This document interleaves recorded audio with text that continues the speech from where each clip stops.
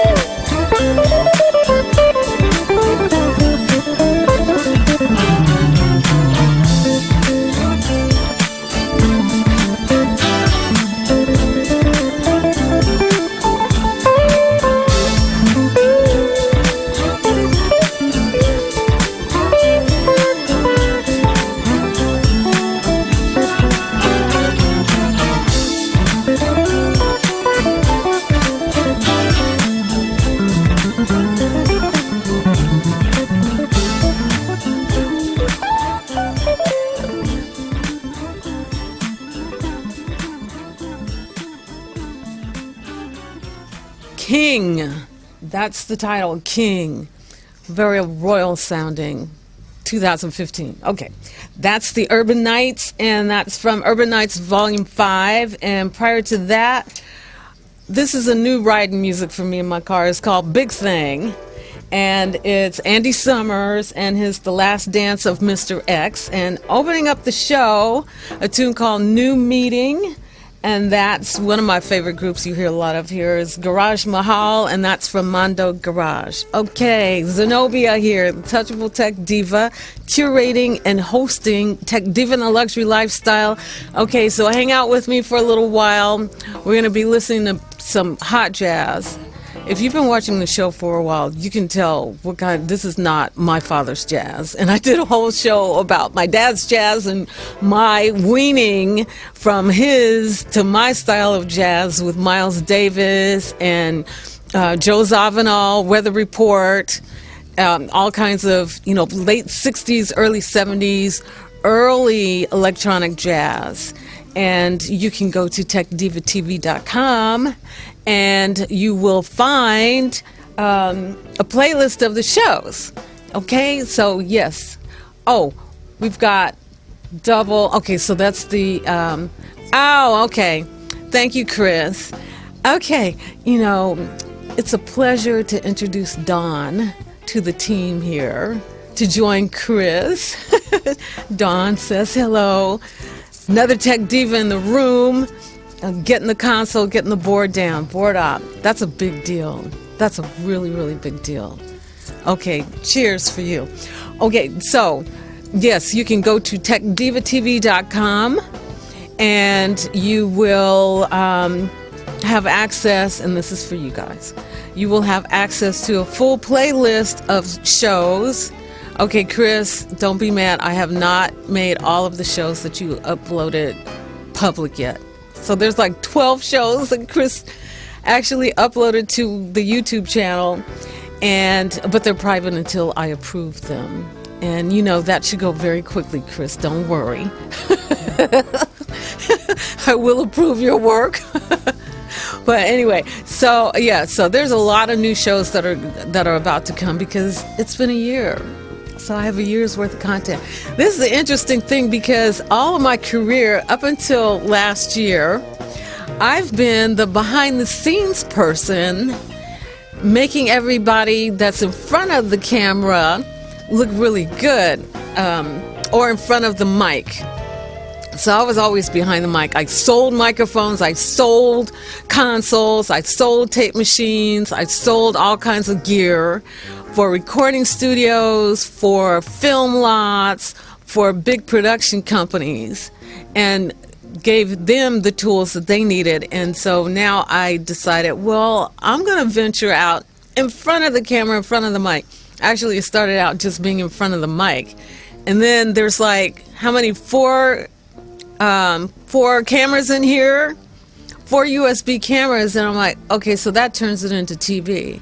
And guess what? A lot of folks are doing that nowadays because you want to see us. Okay? And fortunately, I'm happy that you want to see me. That's really cool. Okay, and I've got a lot of different news tips today, just a lot of news today, and a lot of music. So today can be a really good work day, and it'll be where you can listen. I just have a couple of graphics that I'm getting right now that are really interesting charts, but of course you can see them on the replay if you have mad work to do where you can't watch me today, but you can hear me. Okay, I want to give a shout out to RMC Studios here in the middle of Los Angeles. Thank you, RMC. Thank you, Johnny Morris. Thank you to the team here hosting my show and making it possible, especially to play all of this really cool music. Very cool, because that's a big deal. That's a really, really big deal. So if you're an avid watcher, listener, you know I'm here Wednesdays in the middle of the week. Okay, noon to 2 Pacific time. Yes, that's in the middle of the day, middle of the week. So you get a little break, hear some really, really fabulous music, learn some stuff about technology so you can be the one that talks about different stuff when you go to your cocktail parties or your coffee clatches and show off how much you actually know about technology.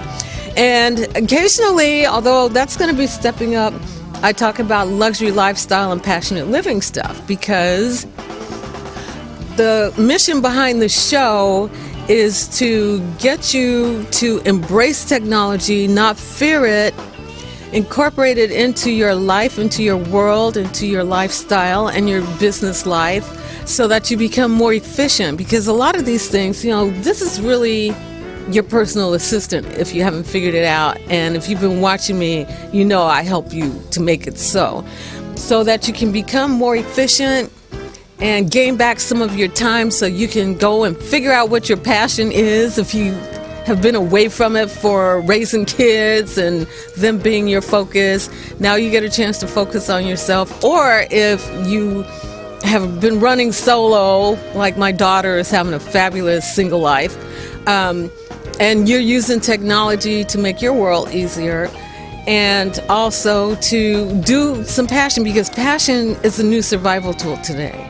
Okay, it seems like we're riding a little wave right now where we get a chance to exhale a little bit from all the recession stuff that was happening. But we need to take a few minutes to enjoy that, embrace that, do some fun stuff, because I always give you homework about going to see or hear live music, like real live music, so that we can regenerate ourselves and get back onto the work that we have to do. So that's the mission of the show, is to give you some tools, some news, and some tech toys along the way. Some of those are coming because the holiday buying season kind of speaks to that. And I'll be doing reviews of different products and doing show and tells, so to get you ready for the holiday buying season. And also, I'll be going over some apps and some other tools to help you be a better shopper and to be an aware shopper. And on the other side of the table, helping those solopreneurs and merchants, if you happen to be an entrepreneur or you're selling stuff or you're working for a business. I'm going to talk about some tools for you guys too, so that you can have a different and an improved experience and add something to what you've done before to grow your business. And just a heads up on the calendar, now I don't remember the date of Thanksgiving this year, but you all know about Black Friday. Well, on the Saturday after Black Friday is Small Business Saturday. Okay, and the idea behind Small Business Saturday is to support small businesses with your dollars so that they can grow as well. Because if you haven't heard, most of the big retailers, they're in the red until Thanksgiving weekend with Black Friday. And the whole holiday buying season is when they actually end up being in the black. So you're talking about 9, 10 months, 10 and a half months of being in the red, and to be in the black in 6 weeks, they're in the black. So why shouldn't we small businesses be able to capitalize on that as well and grow our businesses? So you're going to hear me talk quite a bit about Small Business Saturday and supporting small businesses, and and especially if they're in your local community. Yeah, there's some of us that will be online. The store is almost ready. The store is almost ready. Yay. The online store, that is the marketplace. But support your locals as well. And because to me, that's a really, really huge thing that I'm really, really passionate about. Okay, so now you know what the mission is and why I'm doing this. And the other thing about Tech Diva and the Luxury Lifestyle is that it's a show you can work to. Now, you go to the doctor's offices and you hear the music. Well, here you can do that as well and get some work done. I try to voice the show so that even if I have graphics, I explain what the graphics are so that you can still listen. You don't always have to watch and be engaged, because I know we have mad work that we have to get done. And that is to help that, but at the same time, give you teachable moments. And of course, again, you can go to techdivatv.com and watch the show again if there's something that you didn't catch. Okay, stop talking right now and play some more music. Enjoy. I'll be back in a bit.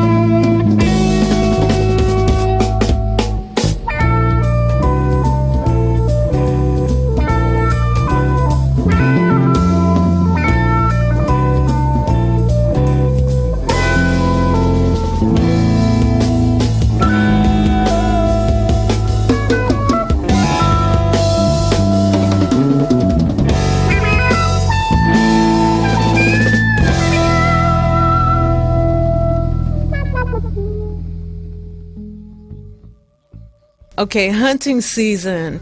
You know, I actually did this playlist yesterday and not 2 hours before the show started.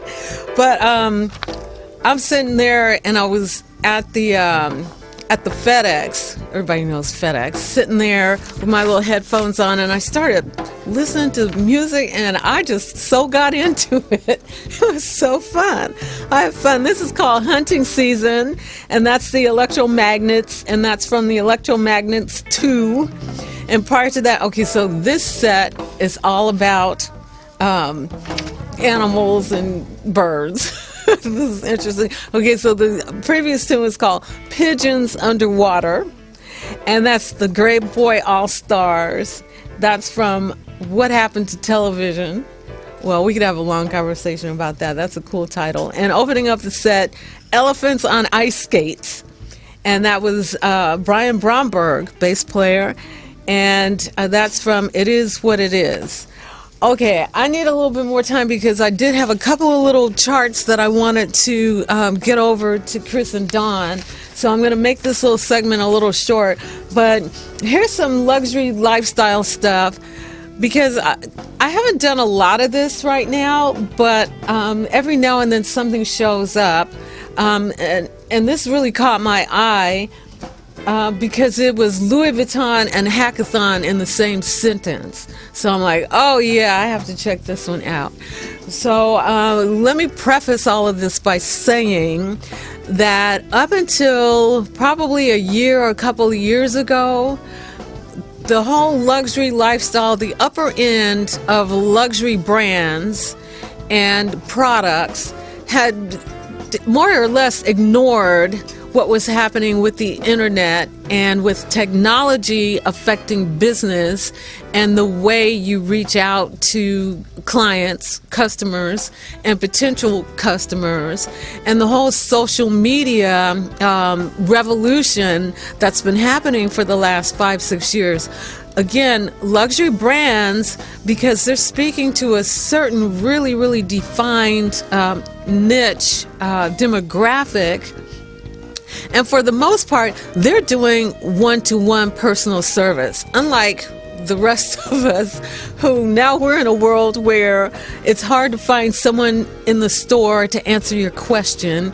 And now even the grocery stores are going to self-checkout. Okay, so you almost don't have to have contact with any kind of customer service person in the places where we shop. And even now with the whole online shopping, even more so, although now I see a lot more of the pop-ups for the chat, for the live chat. So a lot of businesses now are putting money into paying people to sit there and type, so you don't have to talk to them personally, but you chat with them.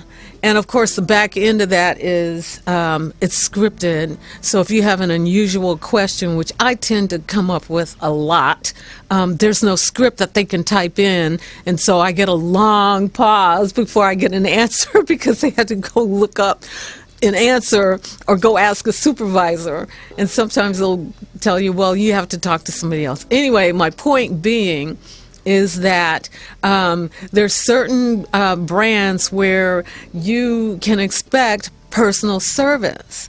So with that being said, a lot of those customers, their customers now, what are they? They're on their phones.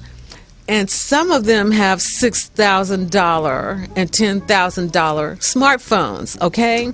So the brands are starting to understand, the luxury brands are starting to understand that they have to make a change and come out of their ivory crystal tower, Swarovski crystal tower, and be able to reach out in more ways than what they had been doing. And so, of course, now they're exploring technology, and they're now about to put both feet into the water because, you know, it's still competition for the buying dollar. I don't care what stratosphere or what strata you're at or what economic demographic you're in. You know, people are now able to shop, to compare before they shop and either buy here or research here and go buy there. Okay, a lot of you know what I'm talking about. So this particular one caught my attention. It's Louis Vuitton, and the headline is Louis Vuitton pursues innovative edge via hackathon. Okay, this I'm taking from luxurydaily.com, and actually I connected with them, and so I'm looking forward to actually having some guests to address the luxury brand industry for the show. But again, you can take this, you can go check out Luxury Daily. So this article just came out a few days ago. And it says, the French apparel and accessories house Louis Vuitton is looking to alter luxury's relationship with the technology world through an industry-first hackathon. Okay, let me stop right there. What is a hackathon? I'm going to give you my definition of a hackathon, which, by the way, has already become an overused term, and I'm going to have this in my glossary anyway. But a hackathon goes back to the time where, just a few years back, where you would get a set of programmers in a room, physically in a room, and the idea was that they would come up with an idea, and actually it was not just programmers, it would be marketing people, front office people that have an idea, and the idea behind a hackathon was within a set amount of time, like 2 days or a day, lock up this team of people, okay, and they would take in an idea and execute that idea all the way through to production, to a producible product. So for instance, if somebody came up with an idea for an app, like a commerce app, for instance, let's say it was an app where parents could buy, different games, educational games for their kids. Okay, so you've got an idea, you have a market, you have products to sell, so actual products to sell, you have to promote, and you have to make it. You have to make the front end, what we see as consumers on this side of the screen, something that has a hook that will get people's attention to want to press a buy button. And then you have, of course, the whole back end, and there are many, many components to that, including not only the programming, but you have to figure out what commerce tool you're gonna use, your whole banking system and the financial merchant system. There's a lot of, it takes a team to pull this off. So the idea was that, and I've been to several of them, they're really, really phenomenal. You'll have this big room and all these different stations set up and different people in like clusters at these stations, and then someplace in the room you have a big table with empty pizza bottles, pizza boxes, and sodas or beers. Most of the times it's a lot of beer. And they're in this space for a day and sometimes a weekend, crunching this product out so that at the end of the time, and usually maybe like a Sunday or something like that, they have something to show. They have actually a proof of concept, a working proof of concept, so that you could actually go and buy something. So that's a long explanation of what a hackathon is. And usually at those kinds of hackathons, you'll have VCs, that's venture capital people or angels, who are looking for the next big deal. So they cruise around these hackathons to see if there's something that they could pick up. And and especially if there's more than one team or more than one concept, there may be like 5 crews and they're doing different things, and they all have like 5 minutes to present their product that they just did before the VCs or before the angels. And some get deals and some are not ready for prime time, but they've gone through this whole process on a micro level within a short space of time. And so that's that's what I've come to know as a hackathon. It's kind of like a marathon of programming and making a tech product. So Louis Vuitton, now they're jumping into that fray. Okay, so this was held just on September 25th. Unlocking the Future of Luxury brought together 58 developers who were asked to work in teams for 48 hours. So this one was 48 hours to create an application that would enable the brand to better understand its consumers. This is Louis Vuitton wanting to better understand their consumers and where the luxury industry is headed. Seeking this outside input and expertise may help Louis Vuitton innovate within its company, as well as give data engineers an inside look at the company. Okay, so stop right there. Okay, so that's like a two-way win-win. Louis Vuitton actually, and these luxury companies, they're very close to the cuff. They're very exclusive and inclusive, and try to keep their brand to themselves and keep it unique. So this says a lot that they're really opening up to have some other ears and other eyes to give them tools to better service their customers or their consumers and actually grow their brand also. And on the other side of it, it gives, I talked about big data and what big data is on a previous show, but it gives data engineers, because you look at a luxury brand, there's a lot of content, a lot of data there that gets used not only for the business internally, but also in terms of knowledge acquisition of their customers. So there's a lot of data, a lot of servers out there. If you got some extra money, buy into a flash drive company, flash memory company actually, or drive that has flash. I'll talk about that. That's going to be a whole big deal. Okay, because there's so much data out there that we're going to move away from the big servers to these little flash chips, like what's on our new credit cards. I did a show about that, about the chip cards. Okay, there's a lot of information on there. So anyway, it's a two-way street and sharing that information. And it's very forward-thinking or today thinking on the part of Louis Vuitton. So here quickly, hacking the system. Louis Vuitton had 400 applications for spots at the event. 400 sets of people applied to do this. So it is a popular thing. And then you have a brand like Louis Vuitton and people say, oh yeah, I want in on that. Okay, so of the group of 58, so out of 400, they picked 58. Designers and data analysts chosen, half came from 9 colleges, including Polytech and some colleges in London. Okay, before the hackathon, the tech geniuses visited the brand's headquarters. Now, how often do you get to visit Louis Vuitton's headquarters? I mean, deep in the bowels, okay? To learn about its strategic needs from mentors in the digital, marketing, communications, and human resources departments. So they had to go into the belly of Louis Vuitton to be able to understand and assess whatever the needs are, where the pain points were, to be able to put that into the design. Okay, this gave a framework for analyzing approximately 1,000 gigs. Okay, what's that?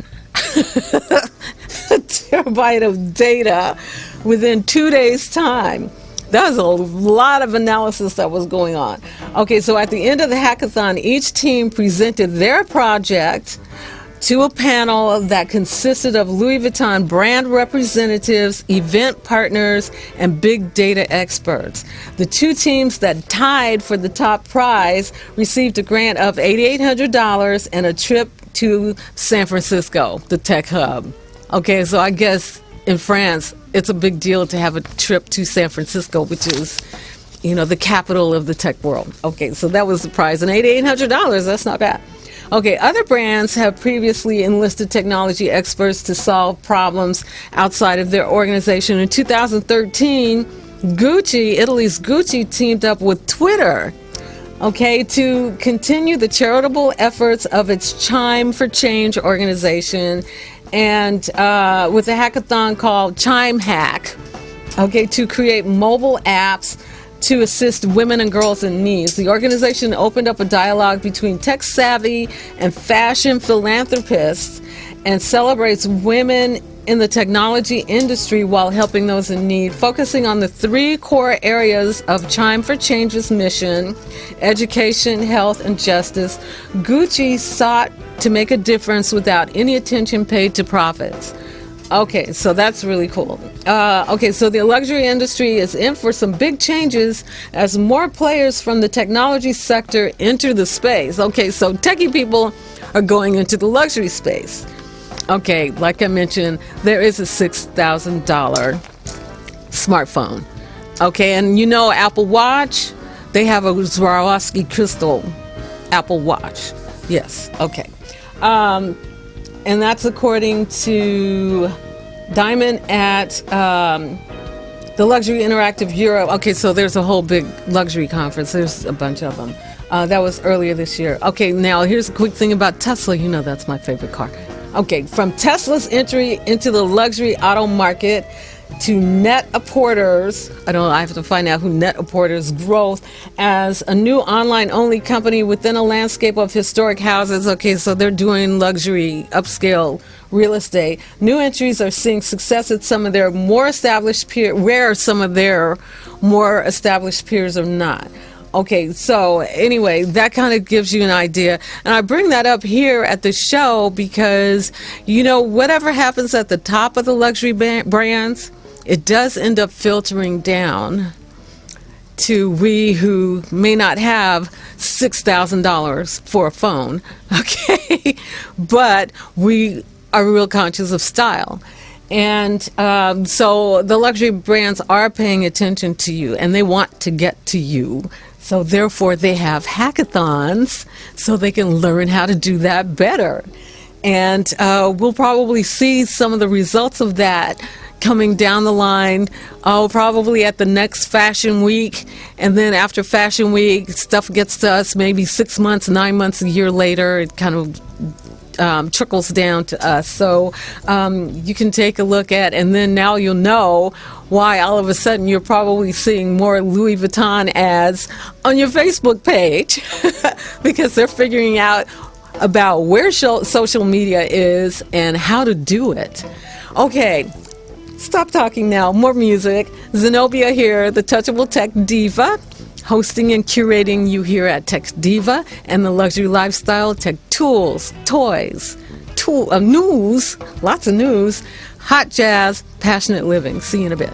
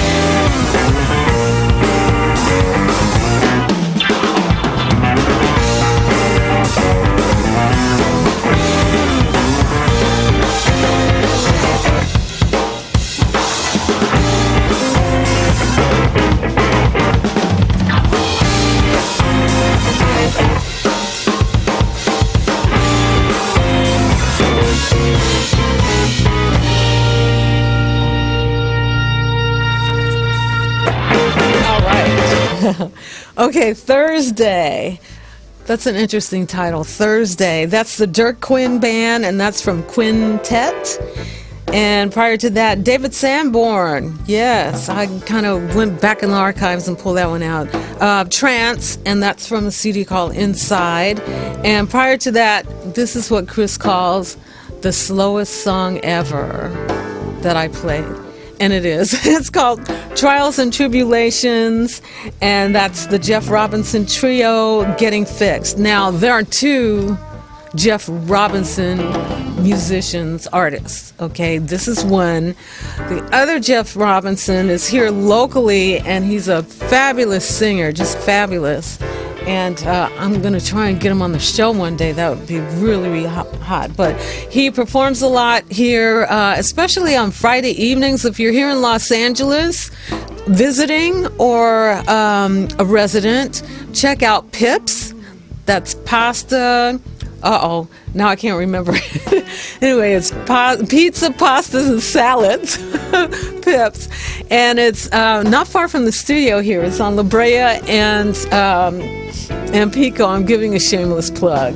But Jeff Robinson performs there most Friday evenings, a lot of the Friday evenings, and he just has a really lush voice. I'd like to say next to Luther, he's probably my favorite male vocalist. Okay.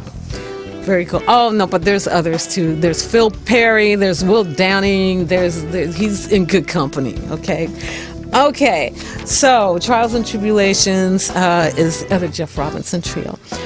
All right, I got bits and pieces from here till the end of the show, just interesting things that I've run across. And I talked a few weeks ago about how tech companies, formerly known as search engine only companies, are now getting into biotech and into medical technology and healthcare.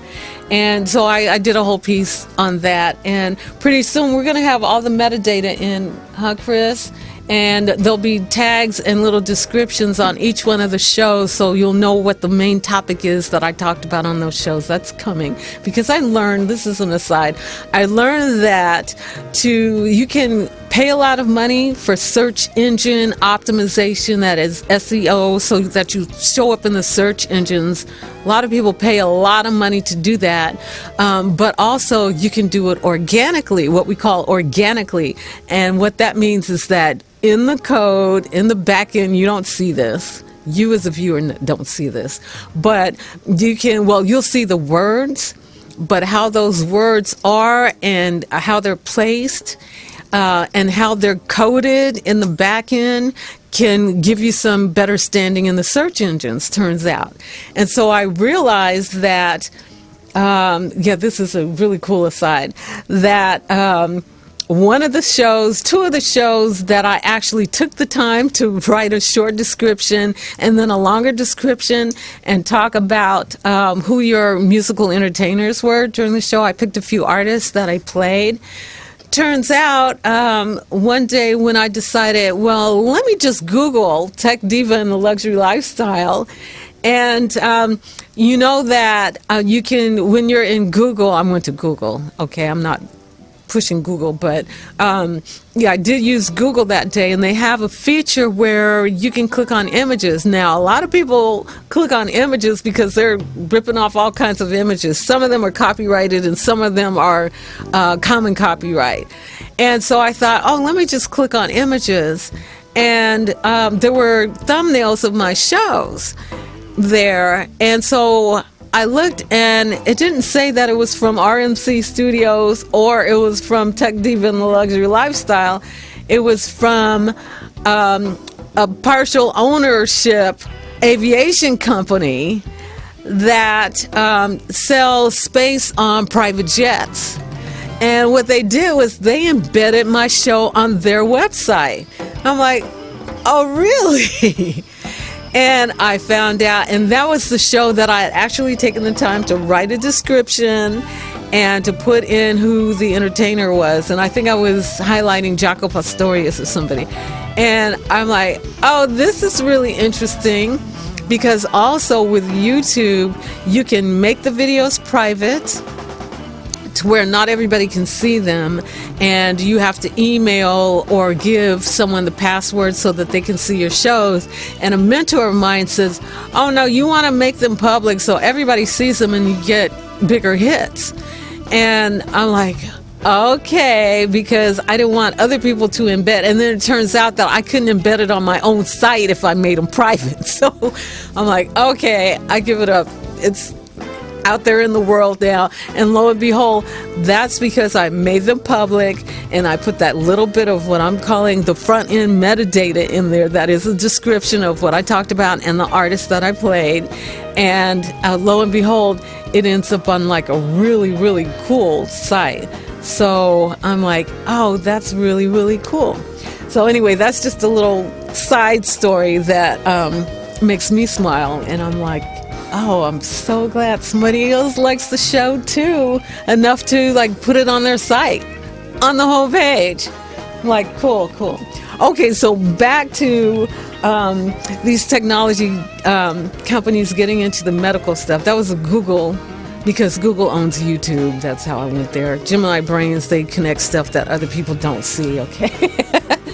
Okay, but anyway, so when I was looking into this, where Google was actually putting a lot of money and doing partnerships with pharmaceutical companies, I ran across this thing about robots. Well, they've got a whole company, you know, they're now called Alphabet, and they've kind of split off all their different companies, all these different names and stuff. And one of them is a robot company. And so I came across this article in Fierce Mobile IT. I will let you know some of my sources that I get my information from, that I ingest. This one is from Fierce Mobile IT, and it's Fierce Mobile IT, FIERCE, mobileIT.com. And they did a story called Telepresence Robots Bring New Meaning to the Term Mobile Office. Okay, so I'm like, okay, let's check this out. It seems that many industries are looking to use telepresence robots. Okay, you're going to see a picture of one in just a second. Telepresence robots. Now, we're not talking about the ones that vacuum your floor, clean your floor. This is on a whole nother level. Okay, those disembodied heads on wheels roaming the corridors of the modern office these days. Now, I haven't been in office to see one of these, but it's really, really cool. Okay, so Don, so this is an image of a telepresence robot, okay, with no head, but you see the face of the person who is the one that's speaking, right? It's like crazy. Okay, so in fact, market research firm Tractica predicted that telepresence robot shipments will top 31,000 units in 2020. That's less than 5 years from now, up from only 4,200 this year. That's a big jump from 4,200 to 31,000. And then a total over, at the close of 5 years, of 100,000 units. Okay, so check that out. That's really, I'm like, oh, I so totally get that. Okay, the three leading industries for telepresence robots are healthcare, education, and the enterprise. Okay, in healthcare, hospitals are using telepresence robots to give patients access to medical specialists from all over the world. Okay, in education, teachers who cannot be in the classroom and students who are not mobile can now be in the classroom via telepresence robots. And finally, in the enterprise, executives can now be in the factory for inspections and peekaboo visits or attend an important meeting without actually spending time on an airplane. Okay, you can go back to me now, Dawn. Okay, so the telepresence robot is the next stage of evolution beyond stationary video conferencing, says Tractica. That's a research company. Principal analyst Wendell Chun. Okay, these new systems take advantage of the existing telecommunications infrastructure as well as recent advances in robotics technology. Okay, so there's more stuff there. But the point being is there's a lot of points there. Number one, again, it's easier access to healthcare, education, and also running your business. So there's some industries that will be impacted by this, negatively impacted, so they'll have to find something else to do. Number one, again, airlines may take some kind of small hit, and probably the small private, as I mentioned earlier about the fractional private airlines services, because if an executive can do this, although it's really a cool experience to be on a private jet. They may not give that up so readily, but they can be across the world in a matter of minutes, as long as it takes the number of server hops to get someplace, because, again, we're talking about computer technology, internet access, high-speed internet access that can have you anywhere at any time for whatever reason, for any reason. But I think this is really, really cool, and I would love to see philanthropists get behind this particular kind of technology, which I'm sure that they will, because there's money in this. If that kind of number one, there's a new product to manufacture, and looking at how you can manufacture that with today's tools. A lot of the manufacturing can end up being done locally, not to take away from manufacturing being done overseas, but here in this country, we can, I say that we can look at manufacturing these here. And then there's just a whole new set of ways to deliver and distribute content, health advice, diagnostics, because in the operating rooms now, there's all kinds of technology there with the cameras, the little tiny cameras, and also remote surgeries. And again, it's just another way to deliver healthcare, education, so that we can better our lives without an excessive cost or human beings. I'm not trying to put teachers out of work, but at the same time, there are some places where teachers need help, and this would certainly help, because it then expands the database and the tools that are available. It expands access, and that is a big deal today.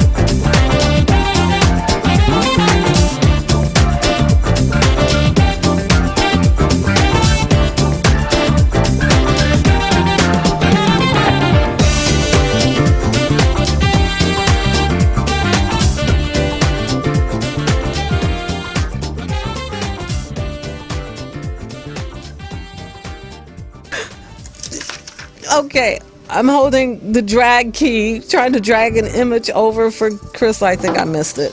Oh well, that was on a roll. I was on a roll. Okay, so Crystal, maybe you could grab it. Oh yeah, because you gotta see this. Okay.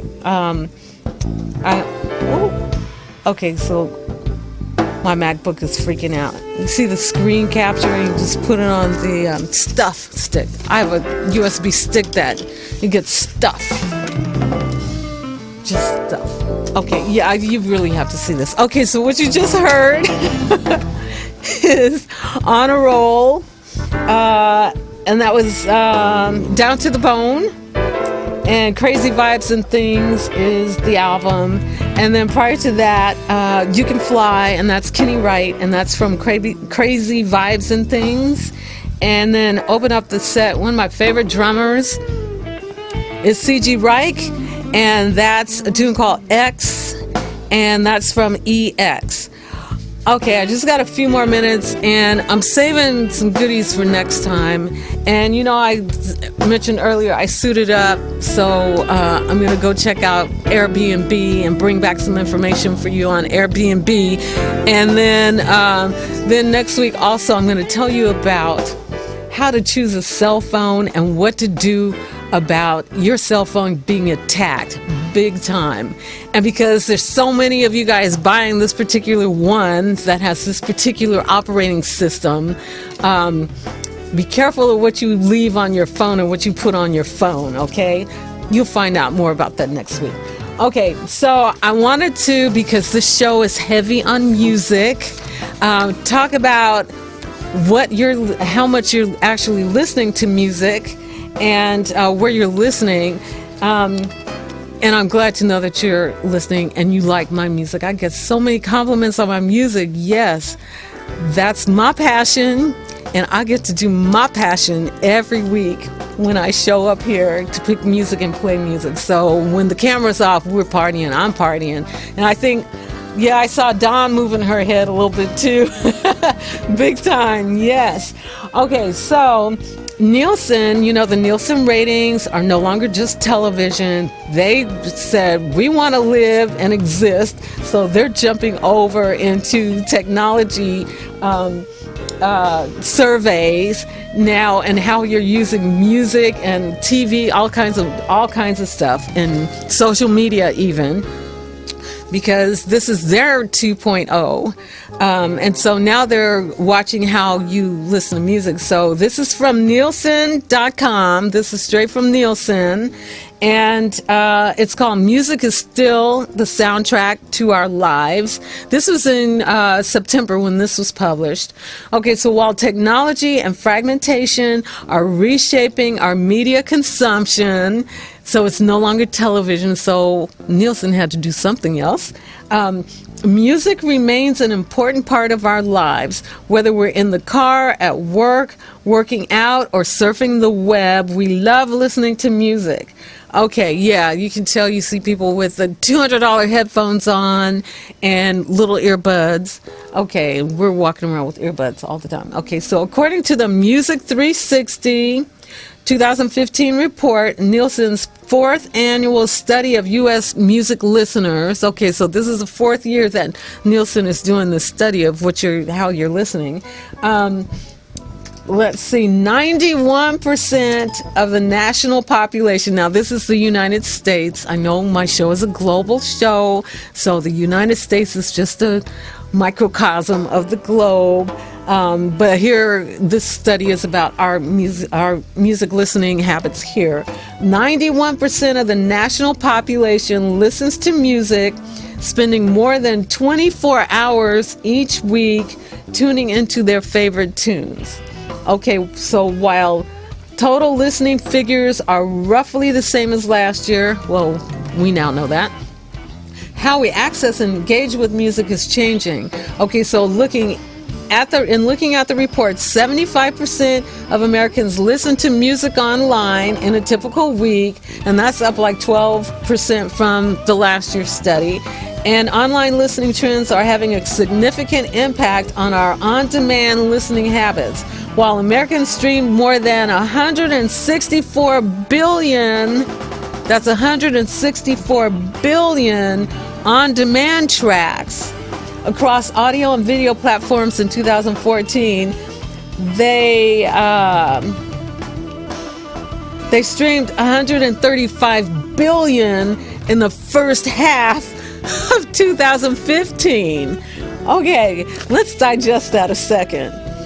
Okay, so number one, you guys have put audio CDs and DVDs out of business to the point that the states that were collecting sales tax on the sales of those CDs and DVDs have suffered tremendously. I did a piece on the show before. It was something like $64 billion. So, you guys are not buying CDs and DVDs, even off the internet. Okay, and so I talked about how the states are wanting to now tax streams because they want to make up that revenue. So last year, what did we do? We downloaded or we streamed 164 billion tracks. And just in the first 6 months of this year alone, 135 billion. So if you double that, that's going to be something like 300 and some crazy number of tracks that you guys are streaming. And that's me too, because I don't listen to LA radio much. I'm sorry, I don't. I'm plugging in and it comes off my phone or Pandora, I must say. Okay. So let's see, Don, you couldn't get, it's not a crazy graphic. I was trying to show you a graphic. I'll do that another time, but it's just a graphic of just what I said. Okay, and then 44% of us are listening to music on our smartphones. Okay, I could take up a whole lot of that 44%. Okay, so yes, you're changing, and people pay Nielsen for this information because now they understand that they have to change what they're doing and jump over and make their content mobile accessible. Okay, and I talked about a few shows back about how this landscape is changing, and I'm telling my clients who are still using Flash for the websites that I can't see your website on my iPhone, so you got to do something else and switch over. And that's the same thing on a macro level, on a big level, where companies have to now make their content accessible and look right and framed right on a smartphone. Okay, so you probably knew some of this because you're probably one of that 91%, okay, like I am. And people are paying attention to you, okay? Just know that your one does count. Okay. I just got a couple more minutes to close out. This has been a lot of fun, actually, talking about some stuff that I'm really passionate about. And I'm going to suit up and go get you some tools for your upcoming holiday travel.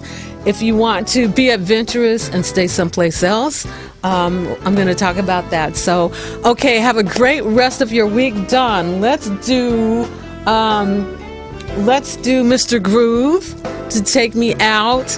And this is Zenobia, the Touchable Tech Diva, making technology touchable for you so you can embrace it, not fear it, incorporate it into your world, make you more efficient so you'll have more time to do your passion.